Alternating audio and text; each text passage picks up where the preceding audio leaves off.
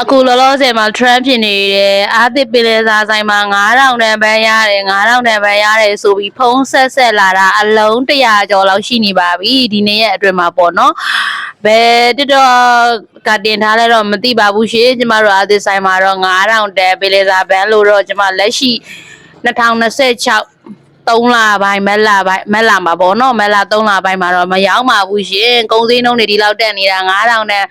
ဒီလိုပိုးရှင်းပါဝင်မှုပစ္စည်းနေတာ9000တန်လိုက်ရရောင်းရရင်တော့ကျမအိမ်ကဘီယိုနဲ့တက်တာတွေအရွက်ပြီးတော့ကားပေါ်တင်ထားလိုက်မယ်ရှင့် customer ရဲ့နောက်ကိုအမီလိုက်ဖို့ပါရှင့်9000တန်ဆိုပြီးတော့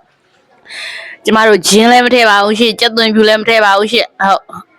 ဘာလို့လဲဆိုတော့လေအခုကတော့လောဆယ်မှာအဲ့လိုဖြစ်နေရပေါ့နော်ဖုန်းလာလာဆက်9000နဲ့တင်ထားတာအမိုင်း2ယောက်စားတာဟုတ်အမိုင်း2ယောက်ကလည်းကျမတို့ညီမ2ယောက်ပဲရှိပါတယ်ရှင့်ကျမတို့လည်းလောလောဆယ်ဝနေလို့ဝိတ်ချနေလို့မစားပါဘူးရှင့်9000နဲ့လည်းမရပါဘူးရှင့်အဲ့ဒါလေးလာရှင်းပြတာပါရှင့်အခုပုံပါ